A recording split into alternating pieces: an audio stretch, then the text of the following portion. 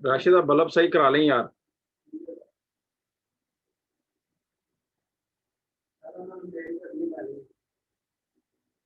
ठीक है, कर देंगे।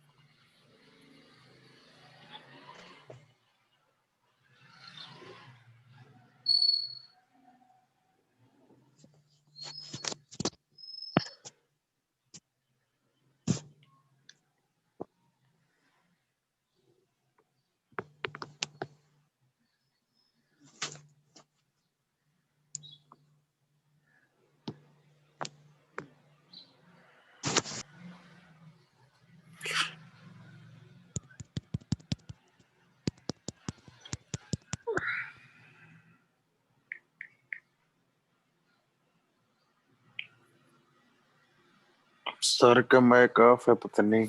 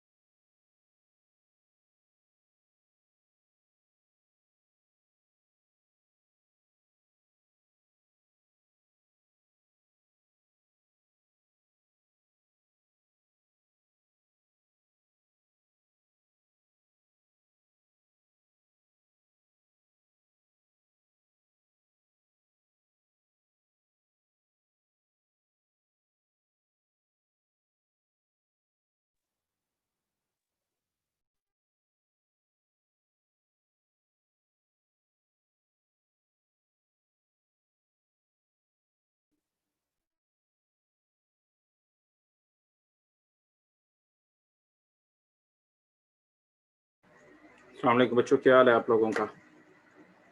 जी ठीक सर, आप कैसे हैं? जी वालेकुम अल्लाह का अस्सलाम एहसान। सर, ठीक सर, बस आप कैसे हैं? आप ठीक है? बस बेटा, 1-2 मिनट हम देख रहे हैं। कुछ लोग नए हैं जिनको मैंने अभी, उन्होंने मुझे ईमेल की है, उनको मैं ईमेल करने के बाद, लिंक भेजने के बाद मैं दोबारा आता हूँ आपके पास 1 आधे मिनट में।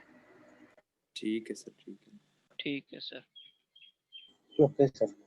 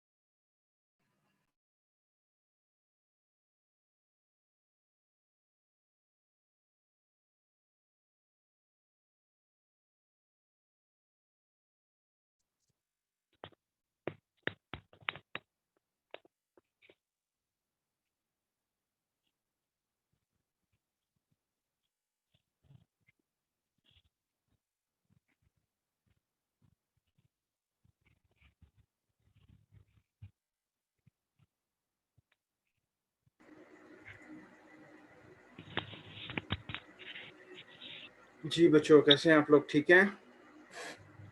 जी सर। जी सर। जी आप सर, बताएं सर। अल्हम्दुलिल्लाह।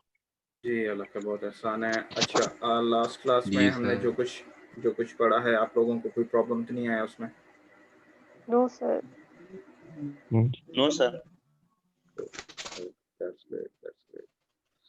अच्छा, ऐसा है कि हमने लास्ट क्लास में जो पढ़ा था, हम चाह रहे हैं कि उसके ऊपर आपका क्विज लिया जाए एक। तो अगर आप लोगों को कोई प्रॉब्लम्स नहीं है, उसकी अंडरस्टैंडिंग में है कि तमाम कॉन्सेप्ट्स वगैरह अगर आपके क्लियर हो गए हैं, तो आप मुझे कह सकते हैं, मुझसे पूछ सकते हैं इस क्लास में, I N X immediate class में। अच्छा, कोशिश एक और मैं ये कर रहा हूँ आप लोगों की कि आप लोगों के लिए मैं क्लास ऑन कैंपस कर लूँ। आप लोग कितने लोग चाह रहे हैं ऑन कैंपस क्लास हो जाए? जी सर, अरे ऑन सर। कैंपस। सभी चाहते हैं सर, हर कोई चाहता है सर, जी कैंपस सर। क्लास जी सर। On campus. होनी चाहिए सर। जी सर। ओके, यानी कि अच्छा, कुछ लोग ऐसे हैं जो नहीं चाहते कि क्लास ऑन कैंपस ना हो। नहीं सर, ऑन कैंपस हो। सर ऑन कैंपस हो तो ज्यादा बेहतर है, क्योंकि जैसी पार्क स्टडी है तो उस लिहाज से ऑन कैंपस ठीक रहेगा। हम्म, अच्छा, ये 37 लोगों ने अभी तक मुझे ज्वाइन किया है। उनमें से अगर मैं पूछ पाऊँ किसी से, अंबर इफ्तिखार कुछ पूछना चाह रही हैं? जी अंबर बेटा। सर अस्सलाम वालेकुम। जी सर बेटा। मुझे एक चीज़ की समझ नहीं थी आ रही, नोट्स में आपने वर्ड यूज़ किया है कार्स, एब्रीविएशन इसका क्या है और इसका क्या रोल है? अच्छा, कार्स बेटा सेंट्रल एशियन रिपब्लिक्स, ये जो 5 सेंट्रल एशियन स्टेट्स हैं इनको कार्स कहते हैं। ठीक है, सेंट्रल एशियन रिपब्लिक्स। ठीक, जी ठीक है, सेंट्रल एशिया थैंक के ये जो कजाकिस्तान और उज्बेकिस्तान वगैरह जो कंट्रीज हैं इनको कार्स कहते हैं। C stands for central, A for Asian, R for republics. ठीक है बेटा। अच्छा, यूएसएसआर जो था, जी, ये भी प्लीज बता दें थोड़ा ब्रीफली। यूएसएसआर का जो इकोनॉमी है ये stands for union of Soviet socialist republics. Union of Soviet socialist republics. ठीक है ठीक है जी। जी। माहम बेटा क्या पूछना चाह रहे हैं? सर आप क्विज के बारे में थोड़ा एक्सप्लेन कर दें, थोड़ा उसको सॉरी एलोबरेट करके बता दें। क्विज के बारे में मैंने कहा सर आप थोड़ा एक्सप्लेन कर दें। जी बेटा, नेक्स्ट क्लास में कोशिश है मेरी कि मैं आप लोगों का जो क्विज लूँ वो एमसीक्यूज के ऊपर बेस होगा। एमसीक्यूज के ऊपर, और एमसीक्यूज नहीं, रादर शॉर्ट क्वेश्चंस के ऊपर बेस करेंगे हम उस क्वेश्चन। और कैंपस में अगर मैं करवाने में कामयाब हो गया आपकी क्लास, तो फिर क्लास में इंशाल्लाह मैं आपका क्विज लूँगा। लेकिन क्विज नेक्स्ट क्लास में ही होना है, और अगर क्लास मुझे ना मिल पाई तो फिर ऑनलाइन हम लेंगे। ऑनलाइन में हर बच्चे को एक डिफरेंट पेपर मिलेगा, और वो आप लोगों ने सॉल्व करना होगा। आपके पास टाइम लिमिट होगी 10 से 15 मिनट्स की। उसके अंदर आप लोगों ने उसको सॉल्व करना है और मुझे सेंड करना है। ठीक है, और ये जो नोट्स हैं इसमें से सिर्फ कॉन्सेप्चुअल चीज़ें आनी हैं कि बेसिकली अंडरस्टैंडिंग क्या हुई है आपकी। आप क्रैमिंग करने की ज़रूरत नहीं है, आपने चीज़ों को समझना है और उसको अपने वर्ड्स में लिखना है। That's it. कॉन्सेप्ट्स यानी कि कॉन्सेप्चुअल पेपर होगा, और इसको क्रैमिंग वगैरह करने की ज़रूरत नहीं है आप लोगों को। तो इससे ये होगा कि समहाउ आप लोगों के कॉन्सेप्ट्स को हम चेक करेंगे कि आप लोगों को कितनी उसकी समझ आई है, कितनी नहीं आई। ठीक है बेटा। Okay okay sir. सर। ठीक है। ओके, चलें जनाब। ओके, अगर अब लास्ट क्लास में जो कुछ हम लोगों ने पढ़ा है वो अगर आप लोगों को समझ आ गया है और आप कोई चीज़ पूछना नहीं चाह रहे मुझसे, तो प्लीज़ लेट मी नो, मुझे बता दें आप। और अगर पूछना चाह रहे हैं तब भी बता दें। अदरवाइज आज हम एक नई चीज़ पढ़ने जा रहे हैं, नया टॉपिक हमने पढ़ना, तो उसके ऊपर हम बात करें। जी बेटा।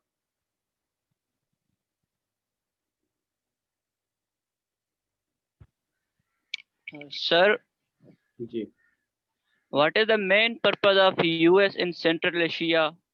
To war against terrorism or to control the hydrocarbons in all over Central Asian? Adil, आपने लास्ट क्लास ली थी? सर ली थी, लेकिन सर सिग्नल्स का इशू हो रहा था और स्टूडेंट्स का भी बहुत शॉर्ट था, तो मुझे समझ में नहीं आया ठीक से। अच्छा बेटा, ये हमने लास्ट क्लास में बताया था कि ये जो आपकी वार अगेंस्ट टेररिज्म है, ये बेसिकली वार अगेंस्ट टेररिज्म नहीं, लोग कहते हैं, एक्सपर्ट्स का मानना है ये न्यू ग्रेड गेम है। और new grade game basically US grand strategy की, यूएस ग्रैंड स्ट्रेटजी जो है उसका ये फर्स्ट फेज है। और इसके दो जी थीम्स हैं। पहला थीम्स है टू कंट्रोल हाइड्रोकार्बन रिजर्व्स, इस पूरे रीजन के अंदर जितने हाइड्रोकार्बन रिजर्व्स हैं एंड देयर पाइपलाइन रूट्स, उनके pipeline routes to the world market. और जी सर। दूसरा इस रीजन के अंदर यानी हाइड्रोकार्बन रिजर्व्स, उनके पाइपलाइन रूट्स। और दूसरा इसका मकसद है to contain China and re-emerging Russia. तो दोनों ये जो न्यू ग्रेड गेम है, इसके दोनों के जो थीम्स हैं वो इसी के साथ अटैच है और इसी रीजन के साथ अटैच है। ठीक है ठीक है सर। ठीक। दोनों चीज़ों के लिए अमेरिका ये चीज़ें कर रहा है। जी बेटा, और कोई पूछना चाह रहे हैं आप मुझसे कोई चीज़?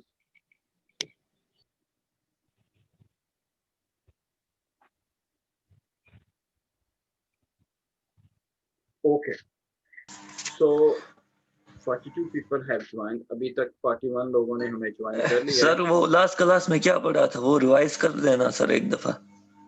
नहीं बेटा, रिवाइज नहीं हो सकता। हमने 3 क्लासेस 4 क्लासेस उसके ऊपर ली हैं।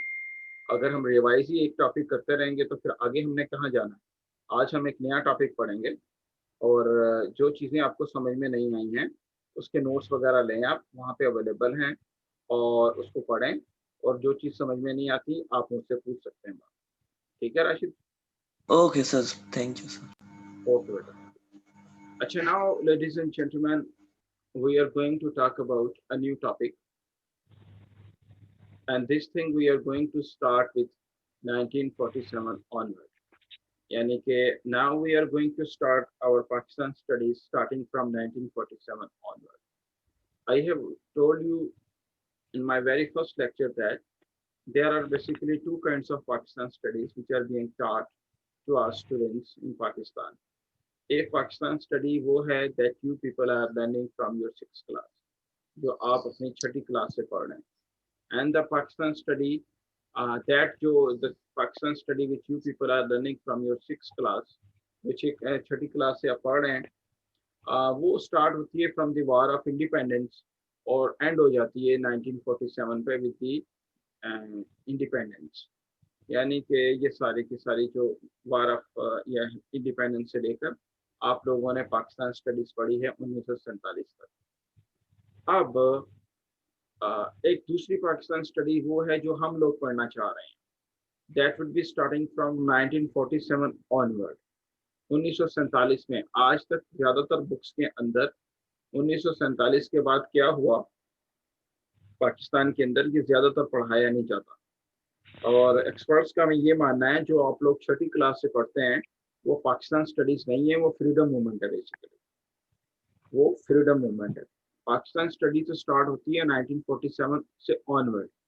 तो हम फ्रीडम मूवमेंट नहीं पढ़ रहे, जिसमें आप लोगों को पता है नेहरू रिपोर्ट, 14 नुकात, मुस्लिम लीग का बनना, गोलमेज कॉन्फ्रेंसेस वगैरह इस तरह की जो चीज़ें थी, उन चीज़ों को हम नहीं पढ़ रहे। हम बेसिकली पढ़ेंगे कि when Pakistan came into being, जब पाकिस्तान दुनिया के अंदर मार्च वजूद में आया, what kind of problems were being faced by Pakistan, Pakistan को कौन से प्रॉब्लम फेस करने पड़े, what kind of social, economic, political and constitutional initiatives were being taken by the leadership of Pakistan to make Pakistan a strong country, to make Pakistan a politically and economically stable country. ये जो चीज़ें हैं ये आज हमने शुरू करनी है और I want to have your 100% attendance on it, और मैं चाहता हूं कि आप लोग मुकम्मल तौर पर इसको करें। अच्छा, अब दूसरी चीज़ जो है वो ये है कि फॉर इंस्टेंस अगर आज हमारी क्लास में 42-43 लोगों ने ज्वाइन किया है, तो मैं आप लोगों की प्रेजेंटेशन को, आप लोगों की जो पार्टिसिपेशन है उसको इन्वॉल्व करवाने के लिए मैं, जो मुझे बच्चे शो हो रहे हैं उनसे मैंने आप लोगों से क्वेश्चन करना है। तो एक तो दूसरी बात ये है कि आप लोगों ने अपने कैमरास को भी ऑन करना है आज के बाद क्लासेस के अंदर। यानी कि ऐसा नहीं है जैसे मैं आप लोगों को नज़र आ रहा हूँ वैसे ही आप लोग मुझे नज़र आना चाहिए। बहुत सारे लोग कुछ ऐसे करते हैं कि वो अटेंडेंस के लिए तो सामने आ जाते हैं लेकिन वो पढ़ने के लिए सामने नहीं आते, सो रहे होते हैं या किसी और काम में मशगूल होता है। तो I want to have your camera on, मुझे आपके कैमरे ऑन भी चाहिए आज के बाद। और फिर मैं जो बच्चे सुन रहे होंगे जो बातें, पहली तो मेरी कोशिश है कि आप लोगों की ऑनलाइन क्लास ख़त्म हो जाए और ऑन कैंपस क्लास आ जाए, और अगर ये हो जाती है तो बड़ी अच्छी बात है, और अगर नहीं भी होती तो मैं आप लोगों की क्लास में पार्टिसिपेशन को इंश्योर करने के लिए I want to see your camera on, आपके कैमराज ऑन होने चाहिए। तो अगर आज के लिए आपके कैमराज में कोई प्रॉब्लम है तो नेक्स्ट क्लास से पहले आप लोग अपने कैमरे सही कर सकते हैं। और एक बात और दूसरी बात यह है कि आज जिन लोगों के कैमरे ऑन आज हैं, ठीक है, तो आज से ही अपनी चीज़ों को ऑन कर सकते हैं। दूसरी बात यह है कि मैंने जो चीज़ें आप लोगों को पढ़ानी है उसके अंदर मैंने क्वेश्चंस करना है। क्वेश्चंस की बेस के ऊपर मैंने अब आपसे, क्योंकि ये इनिशियल जो वीक्स हैं उसके अंदर प्रॉब्लम ये होता है कि बच्चे आ रहे होते हैं, जा रहे होते हैं, उस वक्त अटेंडेंस को मैं इतना काउंट नहीं करता। और मैं बच्चों के अटेंडेंस मार्क कर देता हूँ, बच्चों को नहीं पता होता क्लास का बे टाइम वगैरह। लेकिन अब क्योंकि we people are moving towards regular structure of our classes की तरफ हम जा रहे हैं, तो उसके अंदर I need your presence mentally physically both. तो इसके लिए make sure that you are by every criteria is everything ready with this course. बेटा कोई बात कहना चाह रहे हैं, कोई बात तो मुझे बताइए please. No sir. Okay right. तो अब फॉर इंस्टेंस हमारे पास अतीक हुसैन है। अतीक हुसैन आप सुन पा रहे हैं मुझे? अतीक जी सर। राइट। और इमादुद्दीन, जी sir. Faheem, Jahanzeb, yes sir. Right. तो आप लोग अपने कैमरास को आज से ऑन करना चाह रहे हैं कि अगली क्लास से ऑन करना चाह रहे हैं? सर हमें कोई इशू अगली क्लास से। सर नेक्स्ट क्लास अगले टूट रहे हैं बिल्कुल। ठीक है सर हमें ओके कोई इशू ना, आप जब कहें हम तब ऑन कर देंगे। ठीक है बेटा, मुझे बस मैं ये चाह रहा हूँ कि आप लोगों की जो प्रेजेंस है वो मुझे नज़र आए कि कौन सा बच्चा क्या है, किस तरीके से सुन पा रहा है, देख पा रहा है, ताकि एक क्लास का एनवायरनमेंट क्रिएट हो। आप लोग मुझे नज़र नहीं आते हो, मुझे नहीं पता चलता कि आप लोग नोट कर रहे हो, सुन पा रहे हो, नहीं सुन पा रहे। तो मैं चाहता हूँ कि जिस तरीके से क्लास एक एनवायरनमेंट क्रिएट होता है, वैसा क्लास एनवायरनमेंट हम भी क्रिएट करें यहाँ पर। ठीक है बेटा? ओके गाइस, तो आज हमने डिसाइड किया है कि we are going to start our camps from next class onward. अगर कोशिश हुई तो ऑन कैंपस होगी, अगर ना हुई तो फिर ऑनलाइन होगी। Okay guys? सर आप हमें ग्रुप के थ्रू बता देंगे कि अच्छा ऑनलाइन होगी? हाँ बेटा, ये मैं ग्रुप के अंदर बताऊंगा। अच्छा गुलाम रसूल हैं, मेरी बात सुन पा रहे हैं? गुलाम रसूल जी sir ji.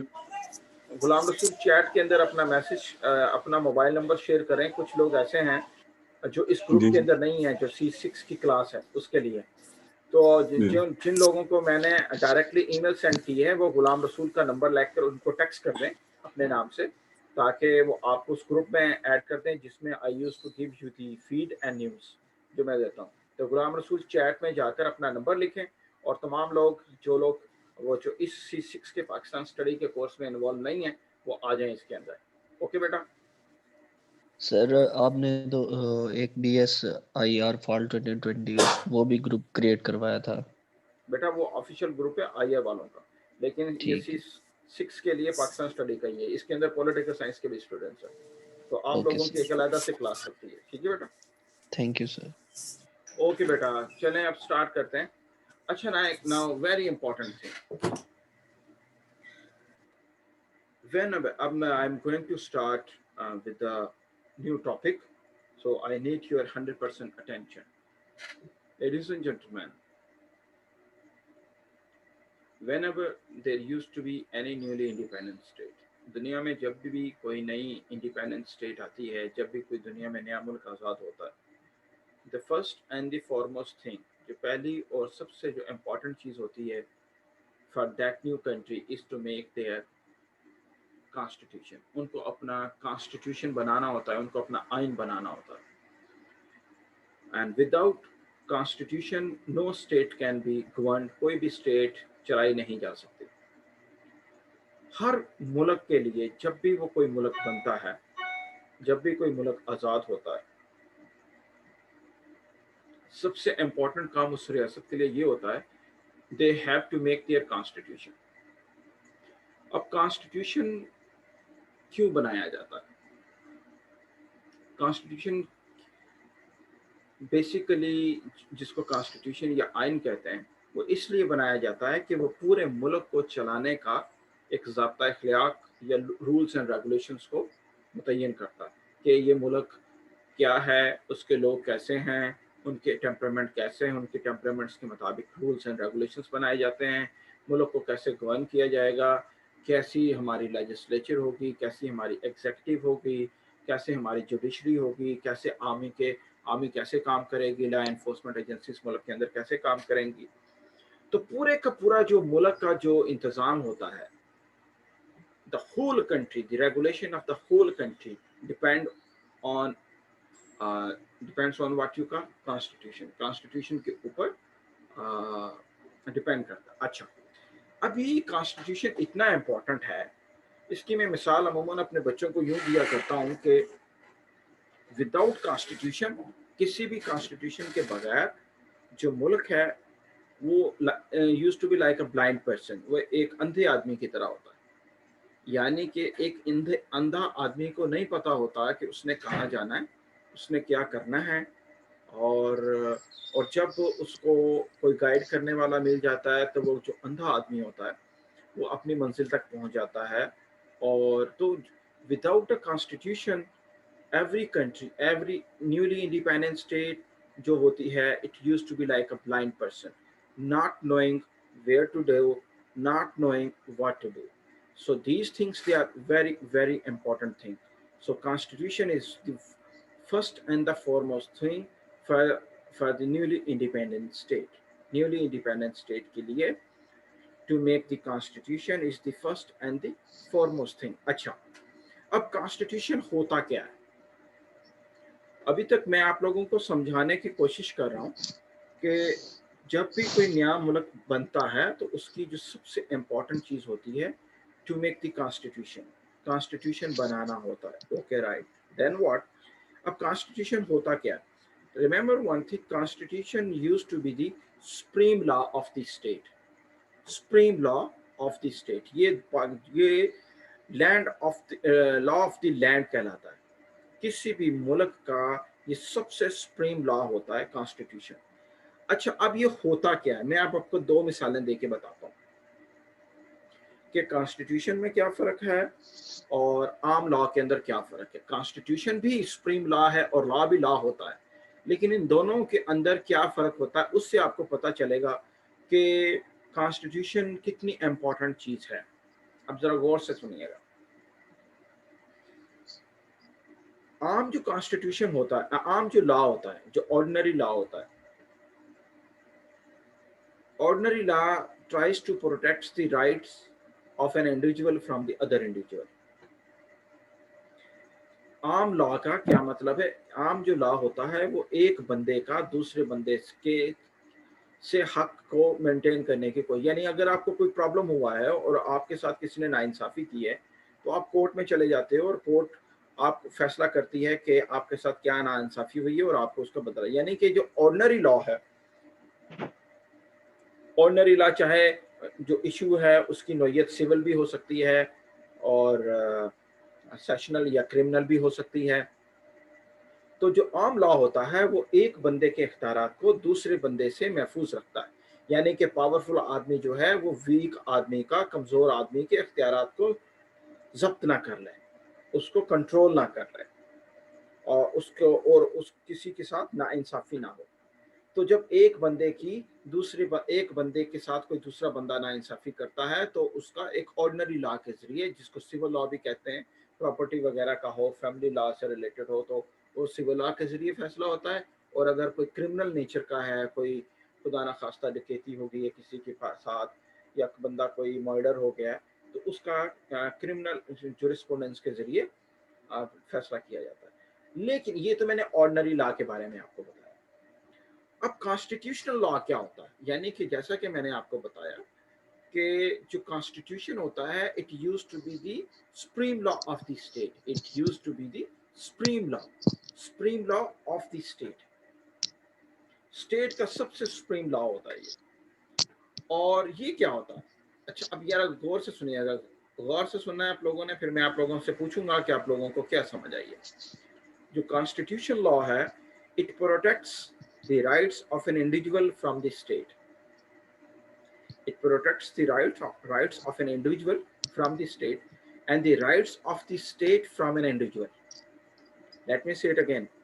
Constitution law is very, very important law, and without a constitution, every state is like a blind person, not knowing what to do and how to do and where to do, where to go and how to go. यानी कि state जो है उसका अगर constitution नहीं है, it used to be like a blind person, ये blind person होता है। और कॉन्स्टिट्यूशनल लॉ क्या होता है? Constitution law is basically a law which protects the rights of a citizen or an individual from the state and the rights of the state from an individual. तो यानी कि जो कॉन्स्टिट्यूशन लॉ है वो एक शहरी के इख्तियारात को रियासत से महफूज रखता है और रियासत के इख्तियारात को और उसके हकूक़ को शहरियों से महफूज रखता है। अब मैं इसकी मिसाल देके बताता हूँ आपको। अब पाकिस्तान का जो कॉन्स्टिट्यूशन है 1973 में बना था, हमने टोटल 3 कॉन्स्टिट्यूशन बने हैं और 73 का जो कॉन्स्टिट्यूशन है वो पाकिस्तान में अभी तक नाफिज है, इम्प्लीमेंट है। और लेकिन हम क्योंकि 47 से शुरू हो रहे हैं तो मैं सिर्फ आपको मिसाल देने के तौर पे बता रहा हूँ। हमारे पाकिस्तान के कॉन्स्टिट्यूशन में ये लिखा हुआ है कि किसी भी शख्स को के साथ स्टेट नाइंसाफ़ी नहीं कर सकती। अगर आप किसी मुलाजमत में गए और आप मेरिट पे पूरा उतर रहे थे लेकिन आपको नहीं रखा गया, किसी सिफारशी को रखा गया है और आपके पास सबूत भी है कि मैं मेरिट पे था और एक नाहल बंदे को नौकरी पे रख लिया है और मुझे नहीं रखा इन्होंने, तो आपके पास सबूत भी, आप वो सबूत लेके कोर्ट में चले जाते हैं। तो जो रियासत है, जो कोर्ट है, वो कॉन्स्टिट्यूशन के मुताबिक फैसला करेगी कि आपके साथ नाइंसाफ़ी हुई है, तो वो जो नाहल बंदा लगा है जॉब के ऊपर उसको हटा के आपको लगाया जाएगा। ये तो है protecting the rights of an individual from the state उसको प्रोटेक्ट करने की कोशिश करती है। और फिर कोई बंदे को जबरी, कोई बंदा हब्से बेजा में नहीं रख सकता, उसको कैद नहीं कर सकता, उसको उसके ऊपर तशद्दुद नहीं कर सकता, लॉ एनफोर्समेंट एजेंसीज आपको ज़बरदस्ती घर से उठा नहीं सकते। कुछ रूल्स एंड रेगुलेशंस हैं, ये आपके राइट्स हैं। आप आज़ादाना तौर पे मूव कर सकते हो एक शहर से दूसरे शहर में, कोई बंदा आपके कदम नहीं लगा सकता। कॉन्स्टिट्यूशन की लिमिट्स में रहते हुए you are having the freedom to speak, you are having the freedom to write, you are having the freedom to talk about. ये आपके बेसिक फंडामेंटल राइट्स हैं और ये कोई नहीं छीन सकता। और अगर रियासत की मशीनरी आपसे ये राइट्स छीनने की कोशिश करती है तो आप कोर्ट में चले जाते हैं और कोर्ट फिर फैसला करती है।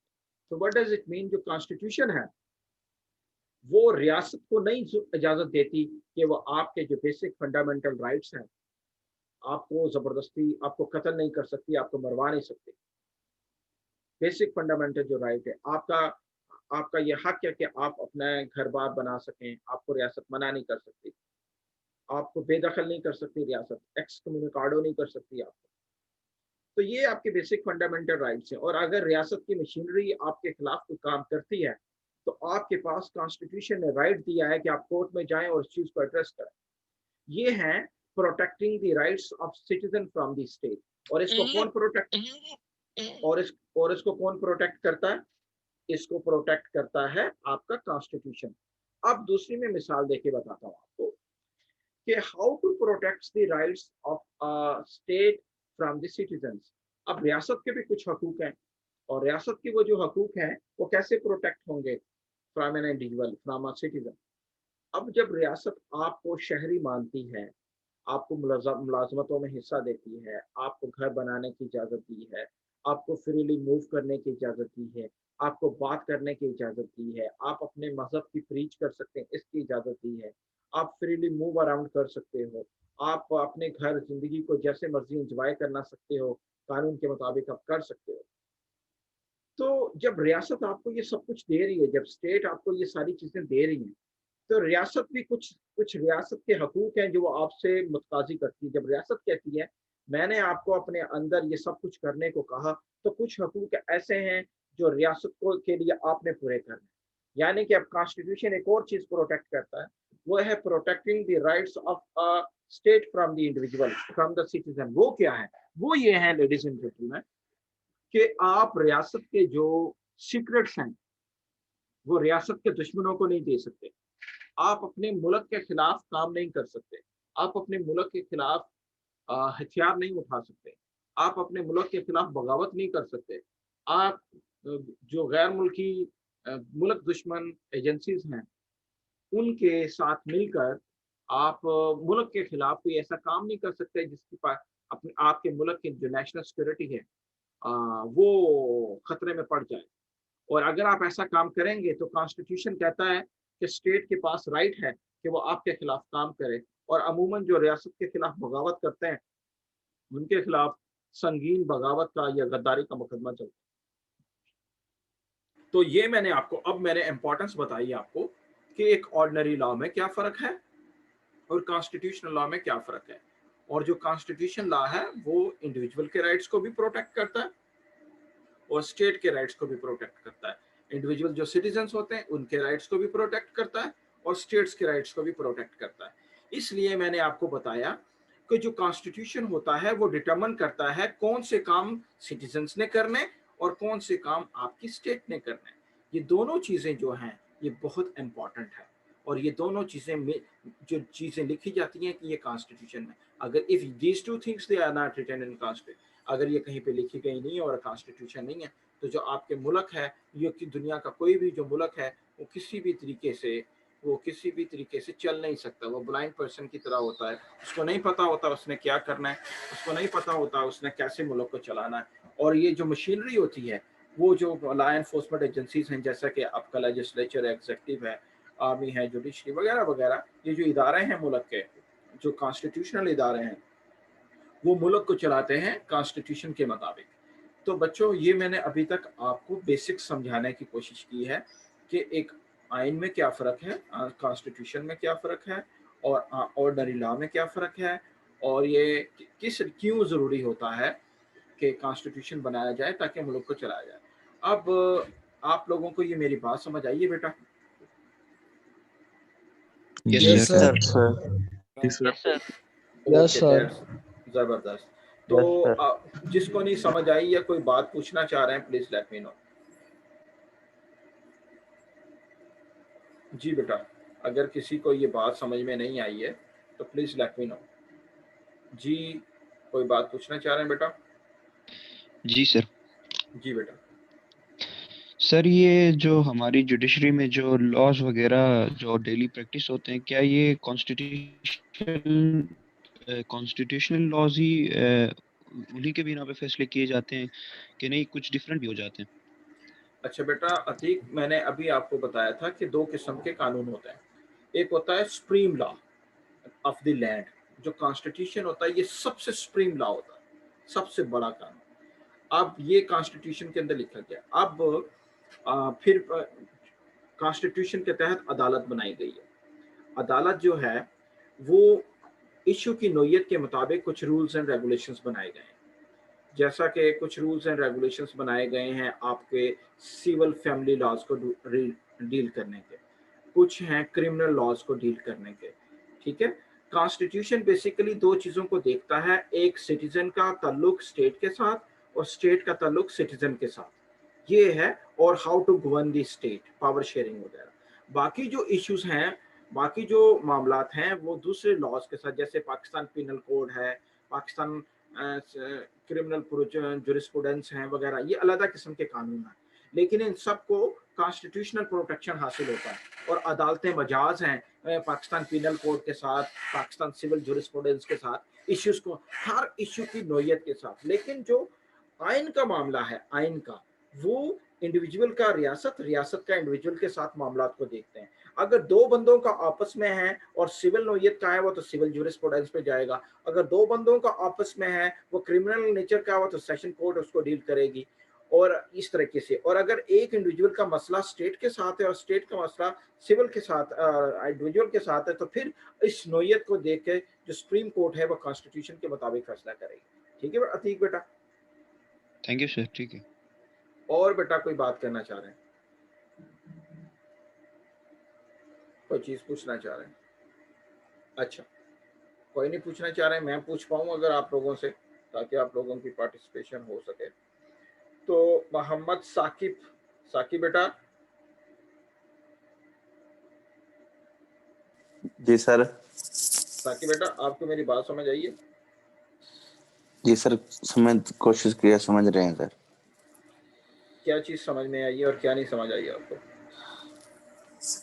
सर आपने इंग्लिश में, सर आपने कहा है कि लॉ होता है constitution law and ordinary law. जो कॉन्स्टिट्यूशन लॉ होता है वो एक शहरी के हकूक को, रियासत के हकूक तक महफूज रखता है, और रियासत के हकूक को शहरी के हकूक तक वो रखता है, महफूज रखता है। ठीक है, और और जो सर जी ऑर्डिनरी लॉ होता है वो सर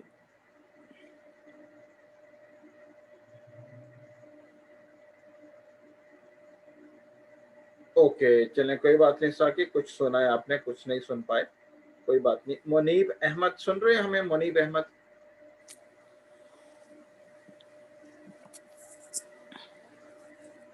मुनीब,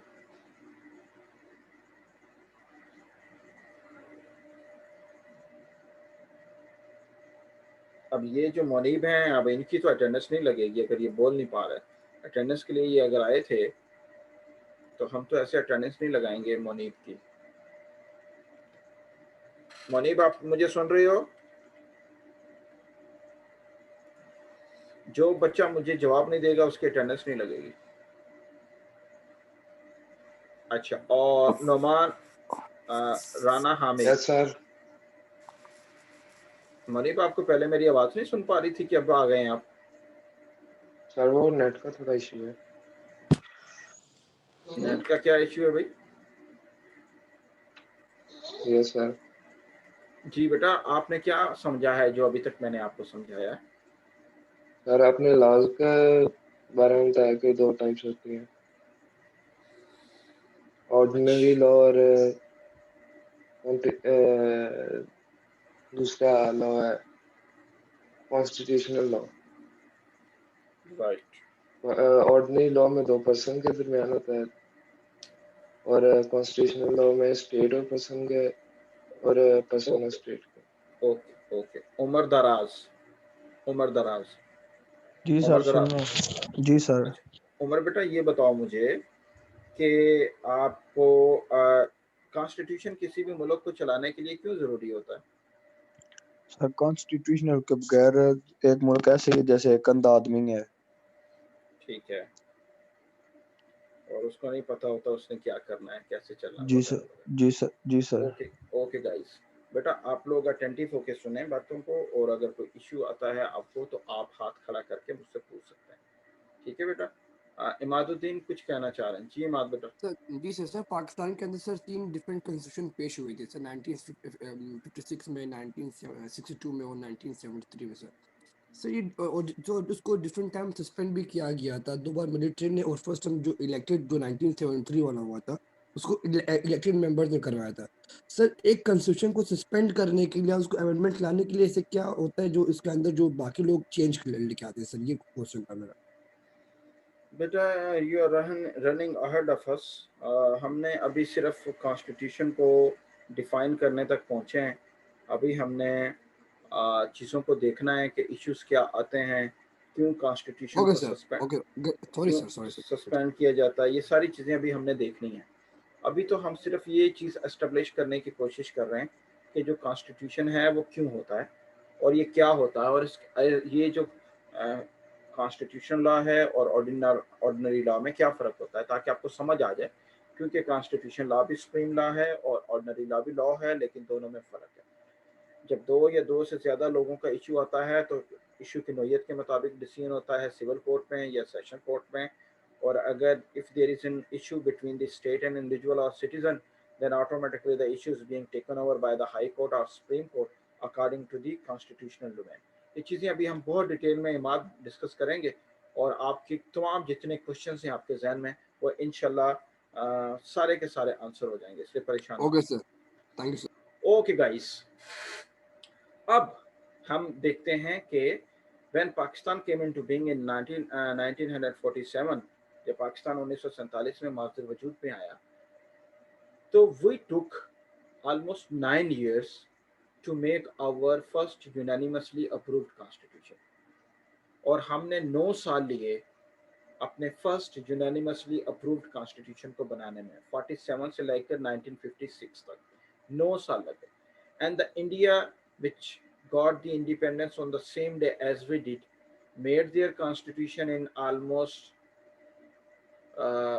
2.5 years, यानी 2 या 2.25 साल या 2.5 साल के अंदर India made it's unanimously approved constitution, and Pakistanis took 9 years to make their first unanimously approved constitution। unanimously approved का मतलब मुत्फिका constitution, यूनानिमसली अप्रूव्ड का मतलब है मुतफिका तौर पर बनाया गया जो कॉन्स्टिट्यूशन था उसको we took 9 years and India made 2.5 year, बड़ी मुश्किल से 2.25 साल बल्कि बनते हैं, उसके अंदर उसने कॉन्स्टिट्यूशन बना लिया। तो अब इश्यू हमने डिस्कस ये करना है कि ये जो मामला हुआ, इंडिया हमने 9 साल लगा दिए अपना आइन बनाने में, वो कौन से इश्यूज थे जिसकी वजह से वो टुक 9 years एंड इंडिया ने जो अपना कॉन्स्टिट्यूशन बनाया 2.5 year या 2.25 साल के अंदर बना लिया, क्यों? ऐसे प्रॉब्लम्स क्या थे?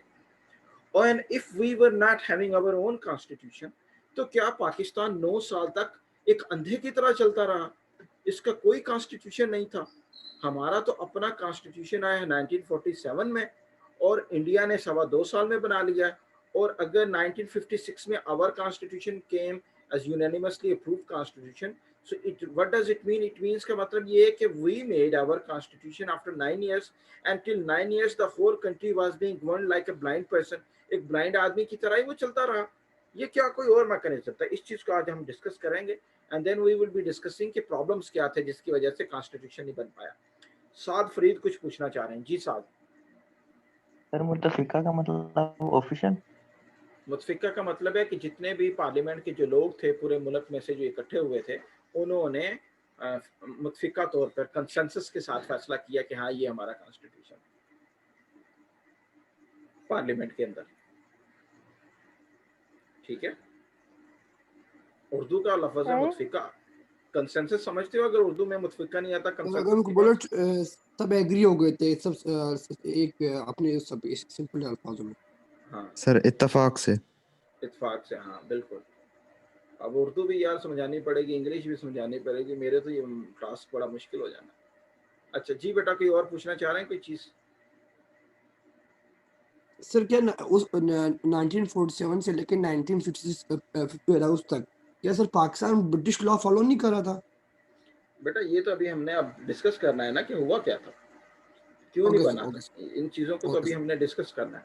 जब हमने कहा कि we got our first constitution in 1956, तो क्वेश्चन मैंने ये पूछा कि क्या उसका आंसर हम ट्राई करेंगे फाइंड करने के लिए। अच्छा, जैसा कि मैंने आप लोगों को बताया कि without a constitution every country, every newly independent state or any country is like a blind person, not knowing क्या करना है वगैरह।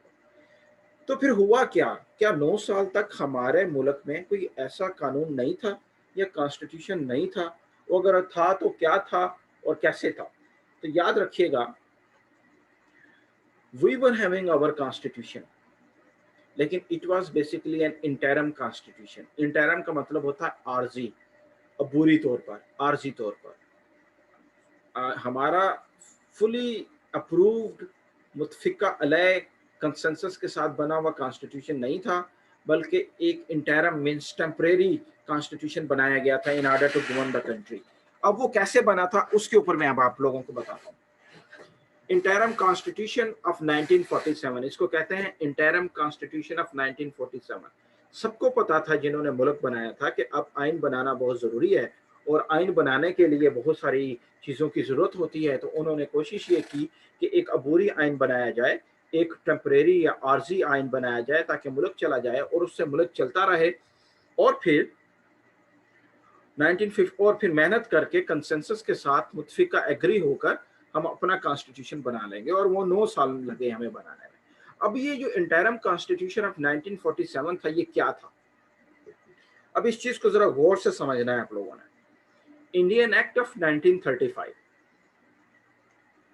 1935 का जो आप लोगों ने मूवमेंट पढ़ी है पाकिस्तान की फ्रीडम मूवमेंट, उसमें आपको पता है कानून हिंद 1935, इंडियन, उसको कहते हैं Indian act of 1935। Indian act of 1935 with few modifications in it, चंद तब्दीलियां करके Indian act of 1935 with few modification in it was being implemented in our country, हमारे मुल्क में नाफिज कर दिया गया था। 1900 इंडियन एक्ट ऑफ 1935 का इंडियन एक्ट, जो कि ब्रिटेन ने बड़े सगीर के लिए बनाया था, वो भी सब कॉन्टिनेंट का कॉन्स्टिट्यूशन था।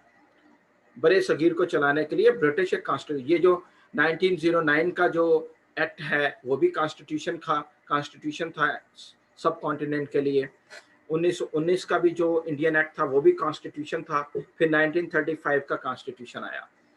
और in order to govern the state of Pakistan, the people at that time decided that until unless we are not going to have our unanimously approved constitution, we would be implementing Indian Act of 1935 as an interim constitution in Pakistan. And the modification, after the modification, the Indian Act of 1935 was known as Interim Constitution of 1947. बच्चों मेरी बात समझ आई है आप लोगों को? Yes Yes, sir. sir. जी sir. 1935 के आइन को हमने अपने चेंजेस करके कुछ चेंजेस लाकर उसको पाकिस्तान का इंटरम कॉन्स्टिट्यूशन आरजी कानून बनाया गया। आरजी कानून बना लिया गया और इस तरीके से मुल्क को चलाना कोशिश किया। वो आरजी था, टेम्परेरी था। लेकिन हैरान कुन बात यह है कि पूरा मुल्क जो है वो 9 साल तक आरजी कानून के ऊपर चलता रहा। 9 साल तक, यानी तकरीबन एक डेकेड ही हो गया। एक डेकेड तक हम अपने आइन के बजाय दूसरों के आइन के ऊपर चलते रहे, जो कि मॉडिफिकेशन करके मुल्क को लगाने पर चलाया गया था। अच्छा, अब मैं आपको डेफिनेशन बताता हूँ कॉन्स्टिट्यूशन की, ताकि आप लोगों को समझ आए। एक तो वो फर्क आ गया कि protecting the rights of an individual from the state and the rights of state from an individual.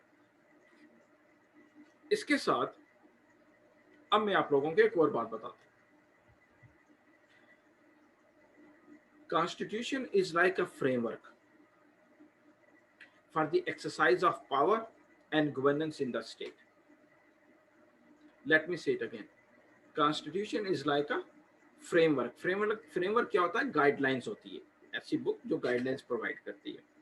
Constitution is like a framework which provides the guidelines for the exercise of power. Power means government, कि मुल्क के अंदर government कैसे बनेगी, central government या वफाकी government कौन सी हो गई, प्रोविंशनल गवर्नमेंट्स क्या होंगी, प्रोविंशनल गवर्नमेंट्स ने क्या करना है, सेंट्रल गवर्नमेंट ने क्या करना है, दोनों का आपस में ताल्लुक कैसा होगा, दोनों एक दूसरे के साथ कैसे कोऑपरेट करेंगे। For the exercise of power means how to rule the country, and governance और इंतजाम। गवर्नेंस क्या है? एडमिनिस्ट्रेशन, और मुल्क को चलाना कैसे। अब लेट मी से it again. Constitution is a framework for the exercise of power, मुल्क चलाना, हुकूमत करना, and the governance और administration कैसा करना है।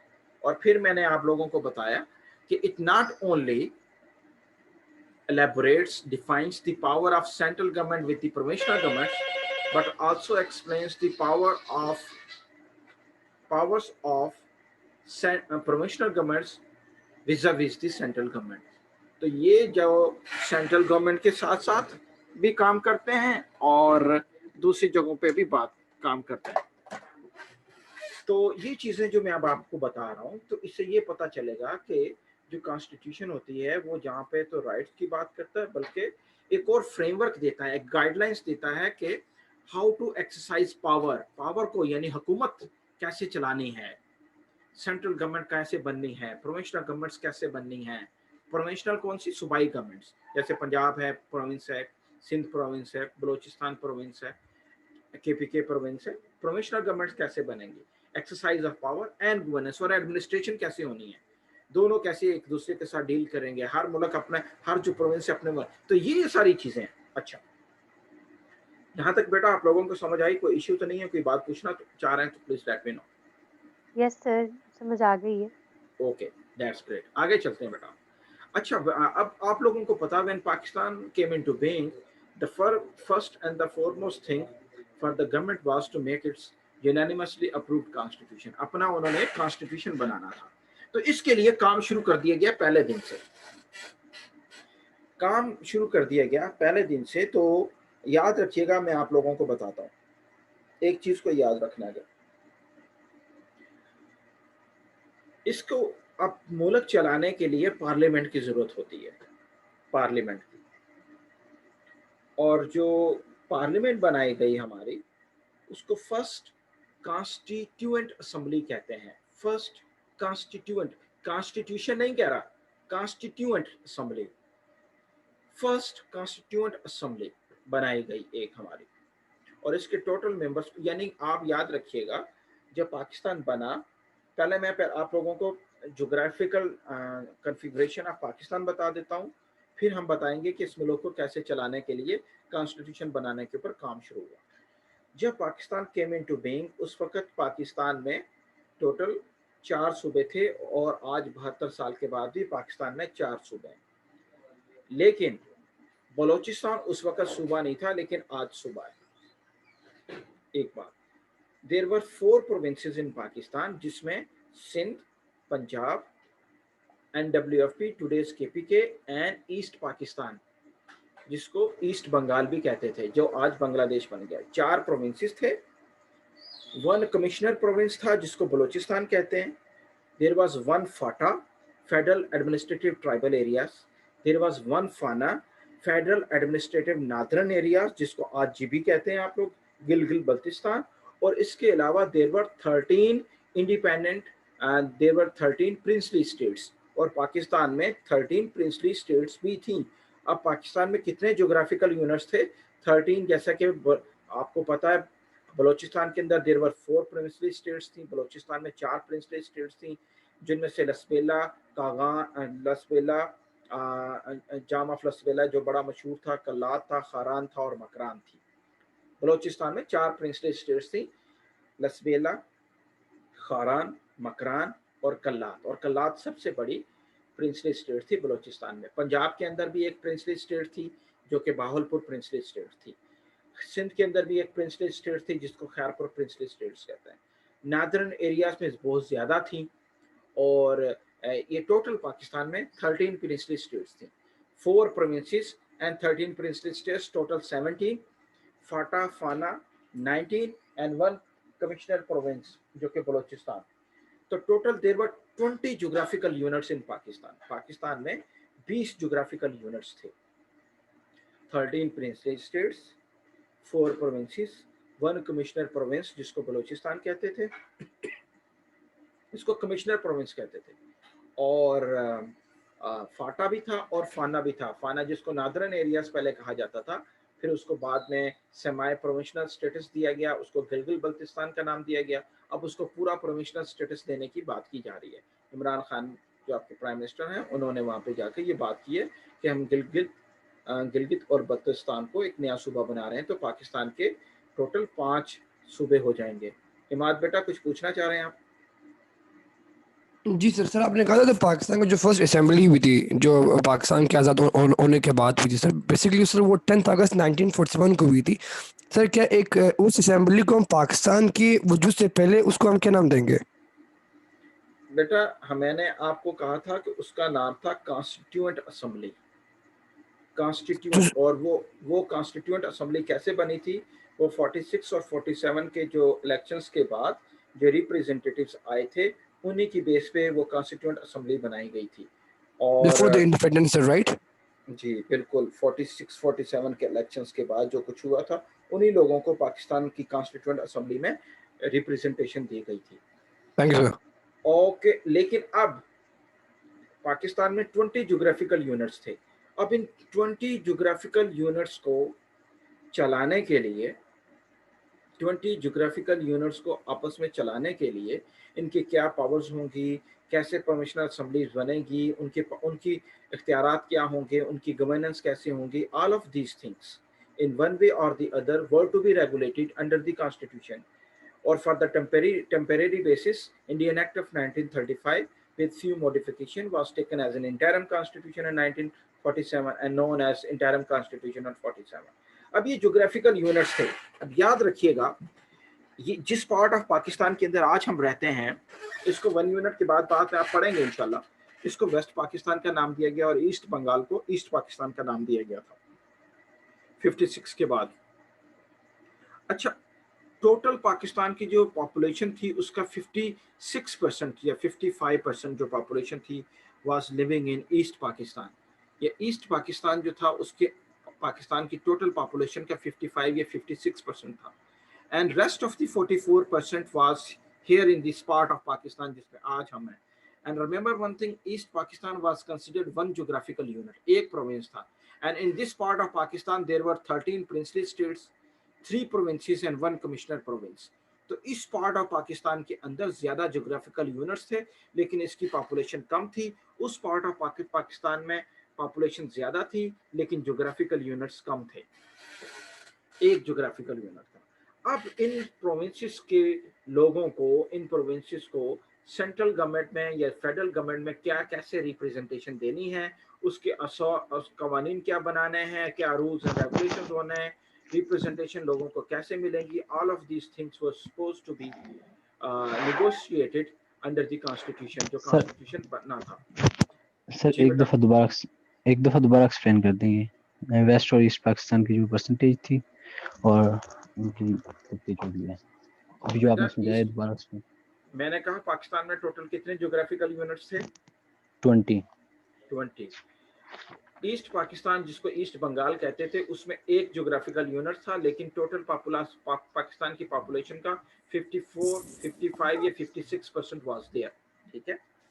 Yes, 54. And this part of Pakistan जो था, ये जो जिसमें the Pakistan in which we people are living now was known as west Pakistan, ये वेस्टर्न विंग इसको कहा गया. And it was composed of just 46% or 44% of Pakistan's total population. तो population यहाँ पे कम थी, geographical 19 geographical units थे यहाँ पर. और वहाँ पे एक यूनिट था, लेकिन 56% of Pakistan's total population वहाँ थी. और सर जो ईस्ट पाकिस्तान में यूनिट था उसका नेम क्या था? बेटा ईस्ट पाकिस्तान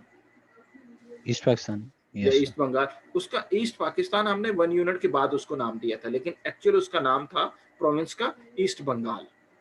यस, ठीक है. और यहाँ पे वेस्टर्न, उसको ईस्टर्न विंग भी कहते थे पाकिस्तान का, और इसको वेस्टर्न विंग कहते थे. वो ईस्ट में था पाकिस्तान के, और ये हमारा वेस्टर्न विंग था. इसको विंग के नाम से अगर आप याद कर लें, क्योंकि जब आप 1 यूनिट पढ़ेंगे तब मैं आप लोगों को बताऊंगा कि नेम्स ईस्टर्न विंग और वेस्टर्न विंग के नेम को रिप्लेस करके कहा गया था east Pakistan and west Pakistan. ठीक है? Yes. Okay.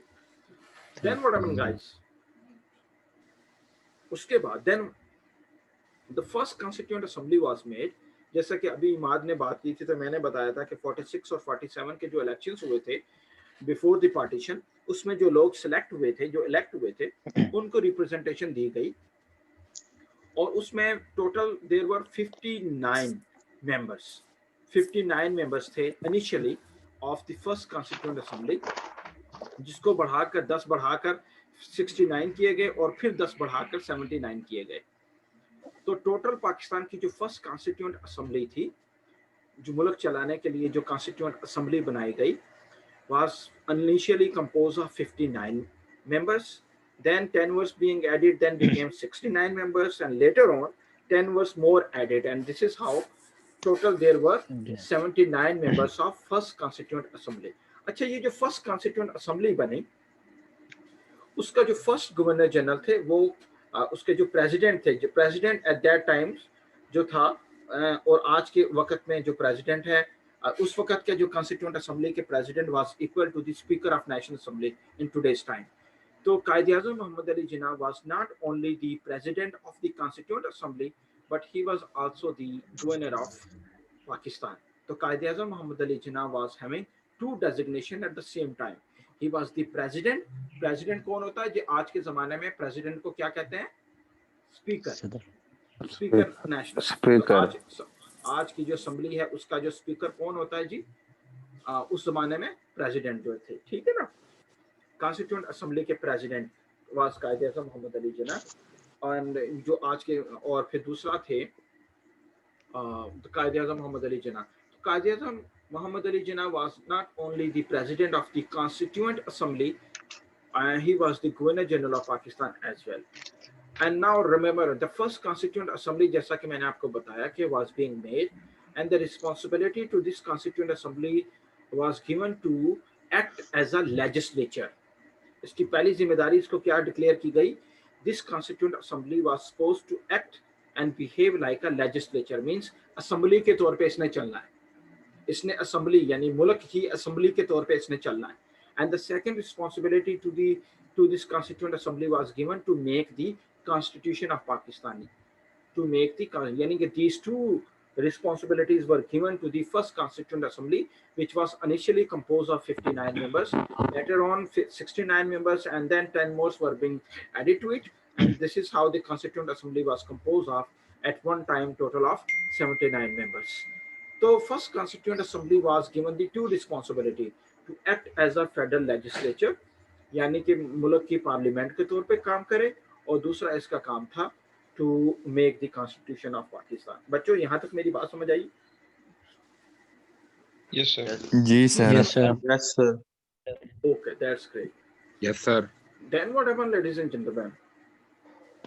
And now the Constitution Assembly was being made, and the Assembly was made, and the Speaker was there, and the Governor General of Pakistan was there, and then the interim Constitution of Indian Act of 1935 was being also implemented in Pakistan. तो somehow ऐसा लगा कि मुल्क बन गया है, और मुल्क की पार्लियामेंट भी आ गई है, उसका स्पीकर भी है, उसका गवर्नर जनरल भी है, और उसकी कैबिनेट के लोग भी बन गए हैं, और उसने कॉन्स्टिट्यूशन बनाने पे काम शुरू कर दिया है, और ये सारा कुछ कायदे आज़म के लीडरशिप में हुआ, और कॉन्स्टिट्यूशन बनाने पे काम शुरू हो गया। जी बेटा इमाद, कुछ बात पूछना चाह रहे हो? The first assembly थी वो कहाँ पर हुई थी सर? पाकिस्तान की जो फर्स्ट, पाकिस्तान का कैपिटल उस वक्त कौन था? कराची। जी, तो इन वन वे आदि इधर पहले तो इंफ्रास्ट्रक्चर्स हमारे इतने अच्छे नहीं थे, तो कभी जनाब किसी गवर्नर हाउस में सेशन कॉल कर लिया जाता था, कभी जनाब किसी प्रोविंशनल जो प्रिंसली स्टेट थी, जैसा कि बहावलपुर बहुत पैसे देता था पाकिस्तान को, पाकिस्तान चलाने के लिए, तो वो उनके यहाँ पे कभी सेशन हो जाया करता था शुरू इनिशियल एज के अंदर, कभी सर्किट हाउस में हो जाता था, और फिर सिंध असेंबली जो कि सिंध असेंबली, और फिर जो सिंध असेंबली थी, सिंध असेंबली जिसको कहते हैं, क्योंकि सिंध प्रोविंस तो ऑलरेडी एग्जिस्ट कर रहा था, तो सिंध असेंबली को पाकिस्तान की पार्लियामेंट का इजलास सिंध असेंबली में होना शुरू हुआ। ठीक है बेटा? इमाद बेटा मेरी बात समझ आ रही है? हेलो चौधरी ताहिर पूछना चाह रहे हैं कुछ। सर इसकी दो रिस्पॉन्सिबिलिटीज जो बताई आपने, फर्स्ट असेंबली की टू मेक कॉन्स्टिट्यूशन, और दूसरी कौन सी थी? टू एक्ट, यानी to act as a federal legislature, to act as a federal legislature. Federal legislature क्या होता है? उसको पार्लियामेंट कहते हैं, यानी मुल्क की पार्लियामेंट के तौर पे काम करेगी ये, और मुल्क का कॉन्स्टिट्यूशन बनाएगी। याद रखिएगा, कॉन्स्टिट्यूशन जो बनता है वो पार्लियामेंट ही अमूमन बनाती है। अमूमन मुल्क का जो कॉन्स्टिट्यूशन कौन बनाता है? पार्लियामेंट बनाती है। तो पहले पार्लियामेंट बनाई गई, फिर इसको ये रिस्पॉन्सिबिलिटी दी गई। ठीक है बेटा? Thank you sir. ओके बेटा। उसके बाद लेडीज एंड जेंटलमैन, फिर एक कमेटी बनाई गई, that was compose of 26 members.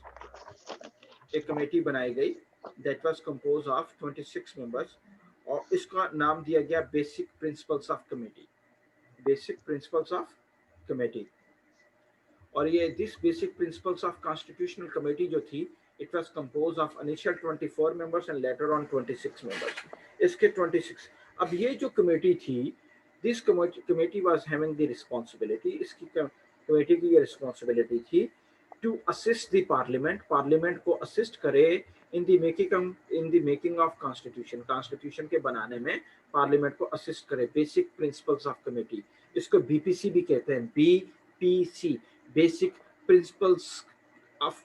Principles committee on constitution, BPC committee भी कहते हैं इसको। And it was compose of earlier 24 and later on 26 members, and these 26 members were supposed to help the parliament to make the constitution. And in order to assist this basic principles committee, in basic principles committee को assist करने के लिए further sub committees were being made, और भी सब committees बनाई गई। जैसा कि मैंने आपको बताया कि एक कमेटी बनाई गई on the judicial affairs, and that committee was full of the experts of judicial affairs, और एक कमेटी बनाई गई ऑन द फेडरल स्ट्रक्चर के that committee was, sub committee was given the responsibility to design कि what kind of federal structure would be impose, यानी वफाक मुल्क वफाकी तर्ज का किस तरीके से होगा, वफाक फेडरल सिस्टम पाकिस्तान में क्या होगा। तो बेशुमार छोटी sub committees were being made, and every sub committee was composed of the specialized people, and those people were supposed to make their suggestions, and those suggestions were to be finalized by them, and those finalized submissions were to be given to the Basic Principles Committee, and then Basic Principles Committee was supposed to compile all of the suggestions sent by the Basic Principles subcommittees, and those final report was to be submitted to the legislature में submit होनी थी, and then जब ये legislature parliament में जानी थी, that parliament was supposed to have the discussion कि कौन सी चीजें इसके अंदर होनी चाहिए या नहीं, and after the approval of legislature the constitution was to be approved. This was the process that was being initiated. अब मैं आप लोगों को अब दोबारा से बताता हूँ. Initially, first Constituent Assembly was being made, and Qaid-e-Azam Muhammad Ali Jinnah became the president of the Constituent Assembly. And then one Constituent Assembly was composed of 59 members, and later on at the end time it was composed of 79 members.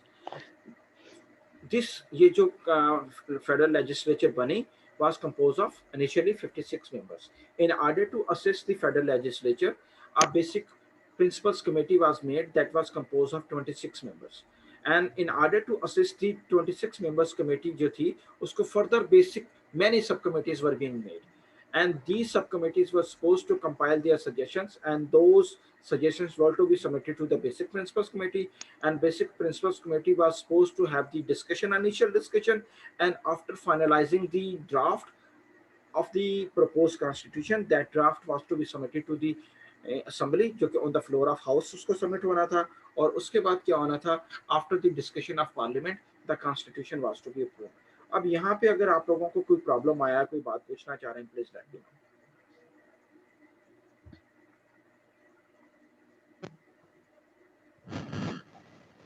बेटा सारी बात clear है? हाँ जी sir.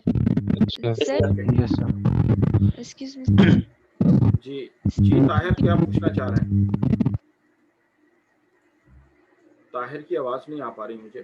Tahir क्या कह रहे हैं आप?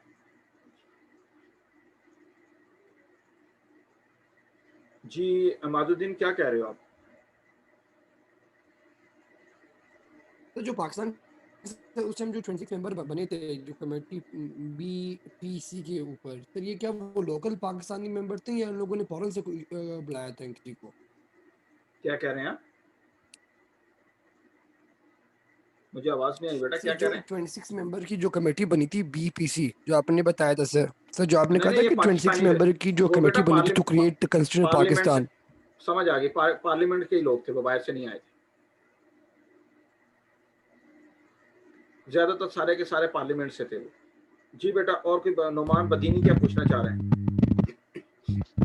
जो 26 मेंबर्स थे, समरा बेटा अपना माइक ऑफ करें आप. जी बेटा नुमान क्या कह रहे हैं आप? सर ये जो 26 मेंबर्स थे, इसके बाद भी फर्दर मेंबर्स ऐड हो गए या नहीं? वो ये 26 ही रहे, और इनको असिस्ट करने के लिए सब कमेटीज बने थे.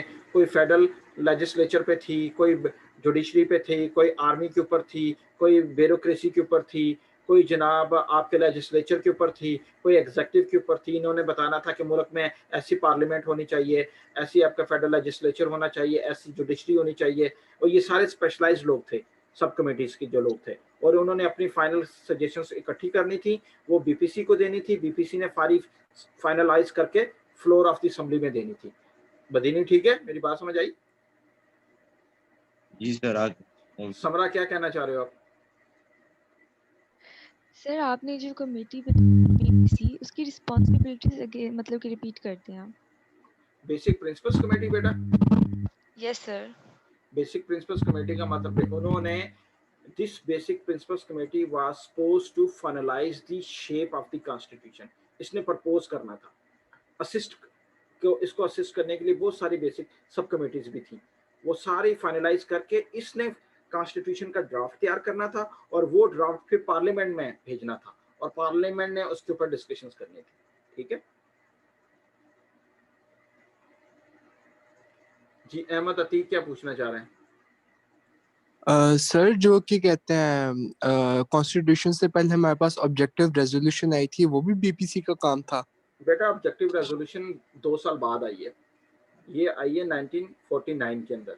अभी हम बात कर रहे हैं 47 की. ठीक है बेटा? अच्छा.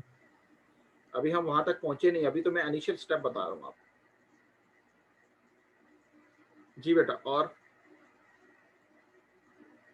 उमर दराज कुछ कहना चाह रहे हैं। नो सर, कोई प्रॉब्लम नहीं, ओके समझ आ ओके, गई है। आदिल अहमद सर जी। सर ये जो आपने पॉइंट बताई कि 59 मेंबर्स देन 79 मेंबर्स हो गए, सर ये थोड़ा डिफाइन करें इसे।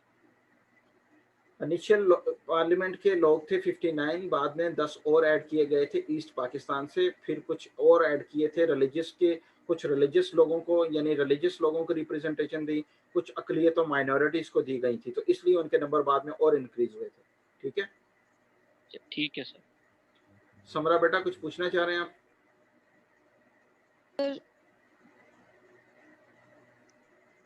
सॉरी सर, नहीं वो पहले से ही। ओके गाइस, आज की क्लास में हम यहाँ से नेक्स्ट क्लास में दोबारा शुरू करेंगे, और नेक्स्ट क्लास में आपका क्विज भी है, मैं ग्रुप के अंदर बता दूंगा।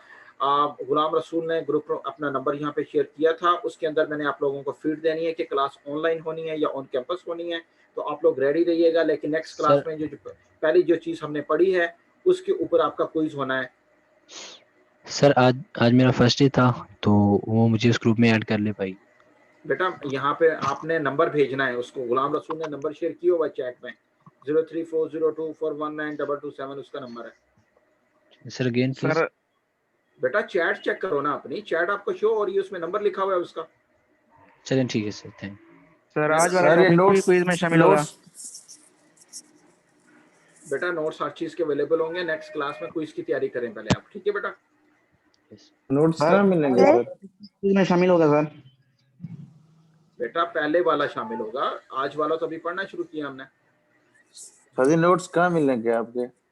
बेटा वहीं पे जहाँ पे पहले पढ़े हुए हैं इधर सर। ओके बेटा, अल्लाह।